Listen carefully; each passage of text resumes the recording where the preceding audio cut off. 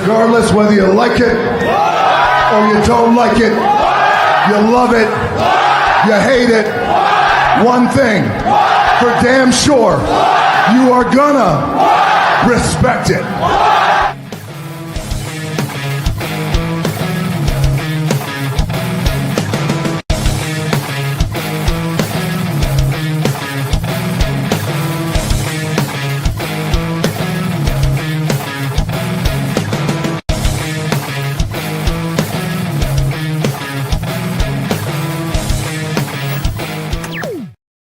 Yo, what it do? Welcome back, All the Gold Podcast. Listen, I had to restart this whole damn thing. I ain't gonna lie to you. I had some technical difficulties. I don't know what happened. I think the stream just stopped. But I'm gonna go ahead and start it right back from the beginning where we was. So bear with me. Because I think I was just talking and nothing happened. But you know what it is. I'm your boy Derek J, one half of All the Gold Podcast, AEW Dynamite 300, live from Ontario, California at the Toyota Arena. The show kicked off basically with Hangman Adam Page. He cuts the in-ring promo, says that he made a promise that he will win the AEW World Championship. He said that he said, give me the Elite, give me the Death Riders, give me everything or give me death, and you can make this a Texas death match. Now, he's talking directly to Jon Moxley at this point. Moxley music hits, and he comes out with Mina Shirakawa. Mox then asks Page, what do you want to put all of your chips in a Texas death match? Says Page is happy where he is. He's comfortable since winning the Owen Hart tournament championship. And he said he's happy where he is. I didn't get that part right there, but he said he's just content on what he's, where he's at in his career right now. Mox then says some people calls himself the best in the world. And he said, nah, that's some bitch shit.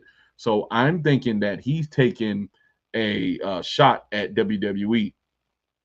And at this point, I'm like, sir, please stop with the WWE back and forth, because the reason why you guys are in the mess, the reason why you guys are in this mess is because you basically, if you're taking a dig at Punk, you need to just stop it, because you're basically just hindering yourselves at this moment. You're so focused on WWE and what they're doing, or still feeling, basically feeling the type of way because you guys are just spinning in a circle right now. God, I had a good point before we got stopped on the stream. I was saying basically that you're losing a lot of your stars that established your company, like Wardlow's not on TV anymore. Britt Baker wants to leave. Darby Allin's doing whatever, climbing mountains, whatever. Jack Perry is not doing anything right now. Sammy Guevara stuck in Ring of Honor. I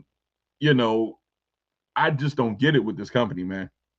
Stars that you guys established the company with that was on fire in the first year or two of the company, you don't even see them on TV like that no more. You just got a whole bunch of WWE castaways and some indie guys and more luchadors. And there's nothing wrong with AEW. They have the talent. It's just that there's no real management in AEW. Now, I pointed this out, and I was really on the roll when I first started before I got before we had technical difficulties. But I just want you guys to know that the reason why you guys are in this mess, because you keep focusing on WWE. Leave them alone. Just focus on yourself and build your product. That's all you have to do. Build your product. Anyway, Page and Mox goes at it. Page calls out. Page pulls out a fork, about to hit Mox. Wheeler Yuta comes out and stops him. Mina Shirakawa slaps Page multiple times, and I was like, please knock her out. In my mind, that's what I'm saying. Knock her out, because you ain't going to be slapping me all the time. Anyway, Wheeler Useless, as Jim Cornette calls him, holds his leg. Claudio Castagnoli hits a neutralizer to Page. Mox leaves through the crowd. Page gets back up and says to Mox, that's all you got, you bitch. And then basically just send your neutered lapdog Claudio to finish your bidding. And the ops came out for backup. Page asks for the Texas Death Match. Mox agrees. Page then asks the question to Mox, you think I won't do whatever it takes to win the AEW championship? Calling him bluff. And Mina Shirakawa was just standing in the ring, looking crazy. After all that was going on, she's just standing in the middle of the ring, just looking at everybody. So Page was like, man, forget this. He hit the buckshot lariat and cleaned her ass up, basically. Because I just don't understand why you're in the middle of the ring. If your boys and stuff is getting chased off by another group, you're just standing in the ring, holding the briefcase like nobody won't touch you. I thought Willow Nightingale was going to come out, but she didn't. But it's kind of good that she didn't. You know, I don't want anyone to be associated with this this whole story. The Death Rider's right to me right now is so dry right now, and there's nothing. I'm not shitting on AEW. I just think that they need to focus on their product, get better, and stop focusing on WWE. Anyway, I thought this was a good segment to go into All In. I just want Adam Page to win. I want Hangman to win and get this belt off of Jon Moxley. I just want him to win and get this belt off Jon Moxley at this point. Because his story, having the belt for 9 months and not being on TV with the championship. I know some people say that this is what Mox said, this is what Mox told everybody. He was not, he wasn't some shit that he said, but he's going to hide. They don't deserve the championship, whatever. I don't give a damn, but it's just stupid to me. But anyway, let's move on. Superman promo with Toni Storm and Rachel Brosnahan. She's playing Lois Lane in the new movie, which I am going to go see. I'm going to check it out June 11th. I'm going to be in the movie theaters because I'm a Superman fanatic. So, yeah, I'm going to go check it out. Superman is one of my favorite superheroes, so I'm going to go check him out. I am kind of mad, though, that Henry Cavill is not playing Superman anymore. James Gunn wanted to go with a more humanized version of Superman, which I do understand. So I'm looking forward to this movie. Anyway, the first match of the night, and this is the TBS Championship. Let's see if I got that. Nope. Back to the stage. Yes, the TBS Championship. It was Mercedes Moné versus Mina Shirakawa. And this was actually a great match, man. I actually enjoyed this match. Top to bottom, I thought this was a pretty decent match. And then I always shit on Mercedes Moné as far as her promo skills, but her in-ring skills has gotten better. I remember when she used to botch a lot when she first was coming up, but the last couple of matches that I've been seeing her, she's been doing a real good job. But let's get right to it. Mercedes starts the match off. She stumps on Mina, pulls off some Toni Storm stickers off her boots. I was like, okay, that kind of just threw me off. Mina then hits her with a press. She did a press to Moné, picked her up, slammed her to the ground, tossing her by her hair. Mercedes with a Meteora decides not to cover and knocks Shirakawa to the floor. It was a commercial break right after that. Mina hits a rolling kick, taking out Mercedes. Mercedes kicks out the pin. Mercedes then hits a statement maker. Shirakawa reverses it into a figure 4. Shirakawa hits a DDT to Moné and knocks her back out to the outside. Mercedes then hit a Meteora off the apron onto the outside, taking out Shirakawa. So basically hit a Meteora, knocked her down to the ground. Back in the ring, they exchange blows. Mercedes hits a sunset bomb to the turnbuckle. That was pretty cool. Little botchy, though, but it was pretty cool still to see. Mina locks in the figure 4. Mercedes reaches the rope with one finger. Backfist by Shirakawa, and then a glamorous driver. Moné kicks out of that. That was her finisher. Then Mercedes stops Shirakawa momentum with a tombstone codebreaker combo. That was pretty cool to see. Mercedes then counters Shirakawa with a roll-up for the win. Moné attacks Shirakawa from behind, and then Toni Storm makes the save afterwards. She then attended to Shirakawa. Moné runs back in the ring, attacks Toni Storm from behind, laying out both of them. Then she takes a drink of champagne and then throws it in Luther's face and then walks off. This whole match right here, like I said, it was a pretty decent match, pretty cool match to see both competitors. I do like Mina Shirakawa. I think she's going to be a future star in AEW. She might be the one who gets the TBS championship next, probably the next title holder, especially if Mercedes drops the belt. So I'm looking forward to see what they do with the whole how she's going to relinquish that belt. And then basically, if they're going to have a tournament for that belt, or are they going to, I think they might go a tournament for the belt to crown a new champion. But I think Mina Shirakawa is probably the future of the TBS championship. Moving right along, let's go right along to the Young Bucks. They were showing off their horrible rap limo. I mean, this shit was horrible. Whoever did that rap job was terrible. You can see the bubbles. When they pulled the close-up on it, you can see the air bubbles still trapped up on it like they did it last minute. The rap was terrible, man. But anyway, they were showing off their horrible rap limo. You can you can just see the bad rap job. And then they took a drive through their old home, their childhood home in Rancho Cucamonga. They came back and did a segment, another segment right after commercial break. I guess, touring their old neighborhood, ran into some old people. I was like, whatever. I went to the bathroom after that. Next up, we have the men's casino gauntlet match for the number 2 spot.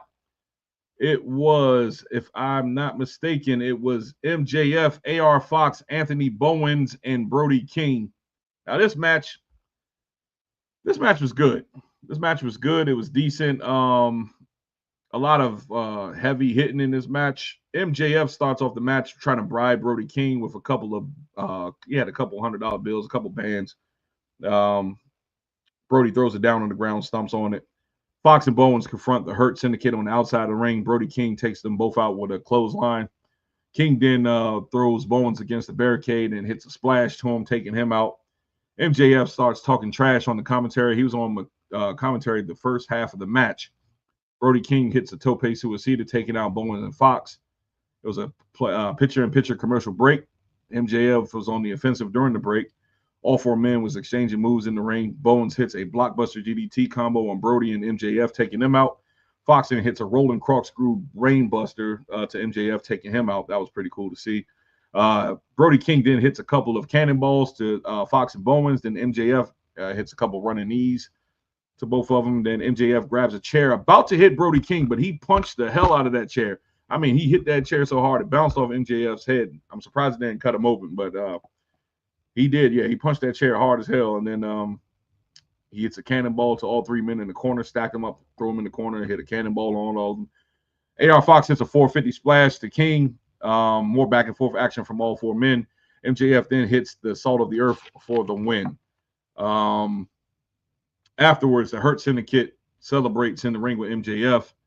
Mark Briscoe music hits. He cuts a promo with his MJF has a tiny pickle shirt, which was funny. He says the blue collar dig he said to him last week, he can handle it, but the bitch comment, that's what's ensured his ass whooping later on at All In. And then next week he said he wants MJF to leave his crew in the back so they can have a talkie talk in the middle of the ring. So basically he's setting up for a confrontation with MJF in the middle of the ring next week. I'm gonna keep going on. This is a long segment right here. Jet Speed music hits. The team of Kevin Knight and Speedball Mike Bailey. They're called Jet Speed now. Their music hits. The Hurt Syndicate beats their asses. I mean, when I say that the Hurt Syndicate whooped their ass, the Hurt Syndicate whooped their ass. They was beating them down. They stand up, and then they say they won't back down. Bobby and Shelton Benjamin then comes back in the ring, beats him down again. Knight gets back up, says he might know how to they might know how to hurt people, but they will have to kill them to keep them down. I'm like, yo, wait a minute. Yeah, I think they want to just murder somebody in this ring. At AEW, they always talk about killing somebody in AEW, but it's all good. So Kevin Knight, he also said to Shelton Benjamin, he said, your mama must showed you how to fight because you hit like a bitch. Then I think MJF stopped them from going back in for beating them up again. My thing is with this whole segment, to wrap that all up, I love the match. The match was great. A lot of heavy hitting, hard hitting action between all 4 men. MJF picked up the win. I do like AR Fox. I think he's so underutilized as a talent because he's mostly on Collision a lot. Anthony Bowens, I really don't care about Anthony Bowens as a single competitor. I think he needs to go back to being with the Acclaim. I think that was just too premature to break the Acclaim up like that. Yeah, man, I love the Acclaim as a tag team, man.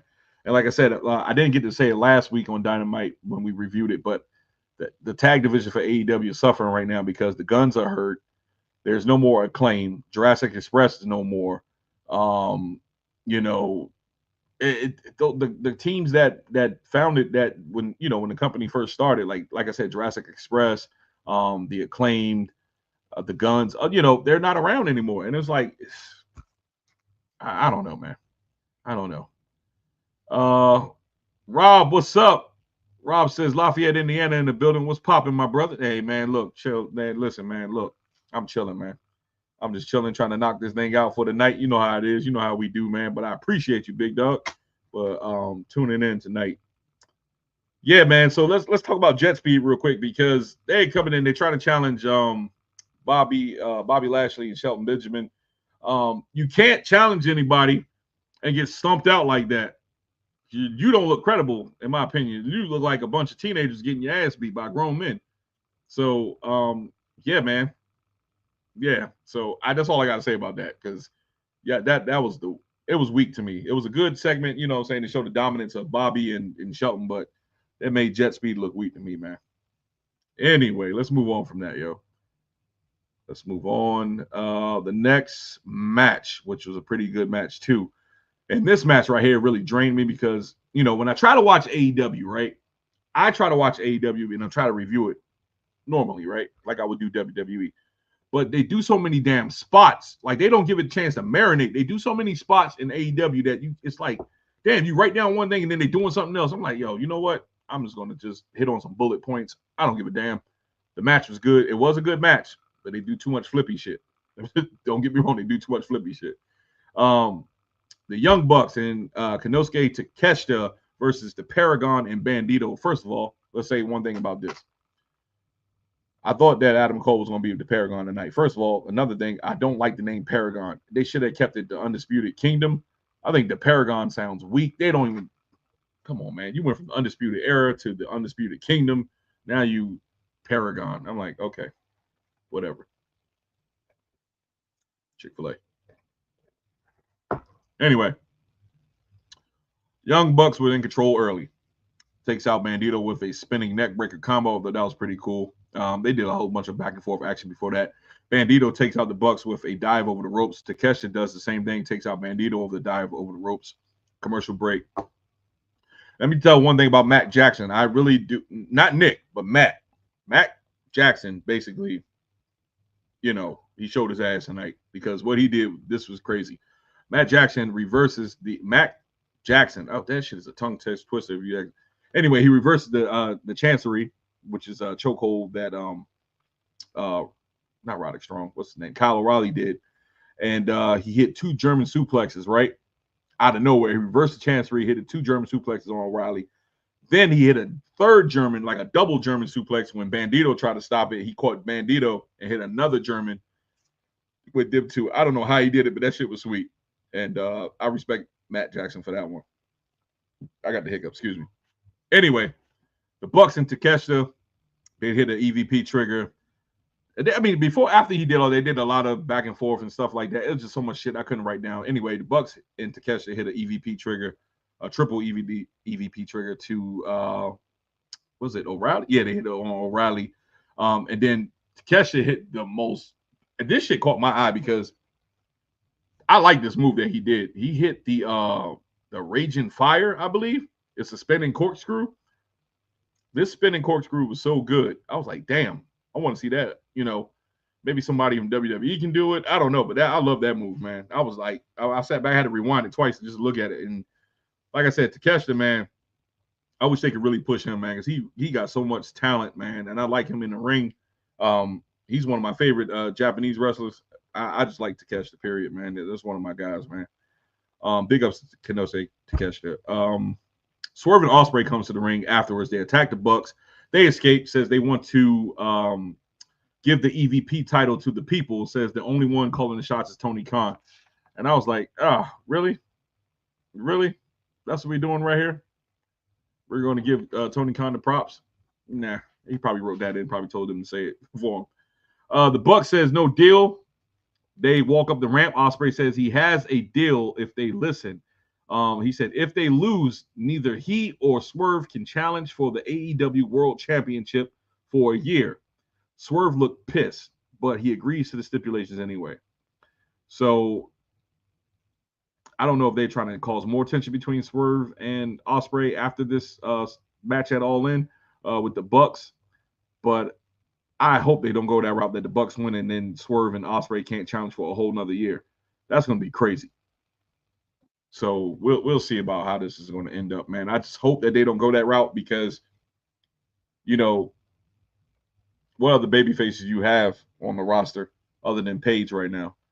You might have a returning Darby Allin, and I'm not really sold on Darby Allin as a champion as the world champion because The man only weighed like $125 soaking wet, man. He's not. I mean, I'm not saying he's not credible, but I mean, I don't want to catch no flack for saying that Darby Allin can't wrestle. He can wrestle, but he does more of a daredevil type style wrestling to me, which I just don't think it holds up for a longevity in the career because you're just constantly putting your body on the line. But anyway, that's me, my opinion. If I said something wrong, whatever. Anyway, yeah, that's my take on that match, man. It was pretty good, man. I just don't think that I say Takeshita, Ospreay and Swerve need to. I don't think they should have added that stipulation, man. But that makes you think that maybe they will beat the Bucks at All In Texas. So we'll see. It was a Superman promo. Superman promo, heroes and villains match. Ospreay and Strickland versus the Beast Mortals and Jalisco. And let's just say it like this. Mighty funny how the Beast Mortals is getting all these main event, co-main event pushes. Got new ring gear. He got a holographic purple mask with holographic shorts. I don't know, man. It seemed like when you date up, you get perks. So anyway, it was a good match. Not gonna take nothing away from it. It's a short match. The Beast Mortals and Jalisco attacks off the break. They jump in the ring, start attacking the Swerve and Ospreay. They get the upper hand. The Beast Mortals kick Swerve off the apron and hits a beautiful corkscrew crossbody through the middle rope, taking out Swerve and Ospreay. Ospreay hits a Styles Clash. And, well, they did more other stuff than that. They went back and forth a lot. I just want to touch on some key points because so much shit going on in these AEW matches. Like, it's just spot city. That's what I call it. So, anyway, Ospreay hits a Style Clash and house call from Swerve to Jalisco for the win. And this match right here, like I said, was short and sweet. Wasn't really nothing to it. It was just mighty funny. Like I just, I just said earlier, I was saying that the Beast Mortals is basically getting all these pushes now that he's dating Mercedes Moné. I don't know if that's favoritism. Looks like it to me. It looks like it to me. But yeah, he's getting time in the main event scene now. Looks like it. So yeah, man, more power to you. Anyway, let's go to the main event. Shit, did I even have that? Oh yeah, here you go. So I forgot to put it up. I'm a bad engineer. But anyway, yeah, that's a pick from the Superman Heroes and Villains match that they had. Mortals and Jalisco versus Ospreay and Swerve Strickland. But next up is the Kota Ibushi versus Kazuchika Okada match, which I really enjoyed. This is a good match, man. This is a good match. I enjoyed it. It was showing that, two New Japan stars basically just having a New Japan match. It was pretty good to see. Okada with the mind games early on, playing mind games with Kota Ibushi. They went back and forth, doing a lot of reversals, playing mind games. Okada was a little bit too uncomfortably close to Kota in the corner. That was pretty crazy. He was all up in his face. I was like, damn, boy, you going to back the hell up? Anyway, Callis was on commentary. He said some wild stuff about Kenny's diverticulitis. He was like, you can smell it when he was coughing it up or something like that. I was like, dude, come on, man. Sit your ass down, man. Anyway, he said some wild stuff about Kenny's diverticulitis. Okada with a drop toe hold to Ibushi into the steel steps. The commercial break. It was a picture-in-picture commercial break. Kota Ibushi hits a couple closed fist strikes to Okada. Okada goes for the Rainmaker, but Ibushi hits a vicious lariat. Ibushi then hits a avalanche tiger driver. Now, that avalanche tiger driver was crazy. I like that move. It's a little bit dangerous, though, if you think about it. It's a little bit dangerous, but I like the move. I like stuff where I really don't get to see that much in wrestling. So when I saw it, I was like, oh, wow, that was pretty cool. It was like a burning avalanche tiger driver, something like that. He had a double underhook. He did like a power bomb move, and then they landed like on the back of his, on the shoulders, stuff like that. It was pretty crazy. But anyway, after he did the avalanche tiger driver, Okada kicks out. Ibushi goes for a lariat. Okada hits a drop kick, and then he hits the Rainmaker for the win. Afterwards, Don Callis family starts the beatdown angle, but on Ibushi, but Kenny Omega comes out for the save. Kenny had his back turned, and Trent Beretta had a pipe, like a night billy club or something like that in his hands, but Kota Ibushi stops the attack. and they hit a super German suplex to him, and they folded his ass like a ham, egg, and cheese sandwich. When I said that the way Trent Beretta looked when he got folded by that German suplex, it was crazy.